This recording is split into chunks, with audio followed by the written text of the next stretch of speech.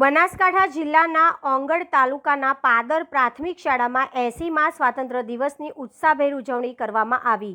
સમસ્ત પાદર ગ્રામજનો, સરપંચ શ્રી મહેશભાઈ ચમનજી ચાંકેચા, પૂર્વ કાંકરેજ તાલુકા પ્રમુખ વર્ધીલાલ સાહેબ, એસએમસી સભ્યો સાથે ગામડાના વડીલ આગેવાનો શંભુભાઈ જેસુમજી વાઘેલ, છગનજી ચાંગેચા, જોશી મેઘાભાઈ ચૌધરી, વેલાભાઈ ચૌધરી, રમેશભાઈ ચૌધરી, ભાર્ગવભાઈ જીવણભાઈ ચૌધરી, પમાભાઈ ચૌધરી, બાબુજી વાઘેલા, સેંધાજી મકવાણા, બાબુજી ચાંગેચા, માધાજી ચાંગેચા, રાયચંદભાઈ રાવળ, જગમાવભાઈ ચૌધરી, છગનભાઈ દેસાઈ, જીવાભાઈ ચૌધરી, ખુમાજી ઠાકોર, સૌજી ઠાકોર વગેરે નામી અનામી મોટી સંખ્યામાં સર્વ ગ્રામજનો હાજર રહી બાળકોને પ્રોત્સાહન પૂરું પાડ્યું।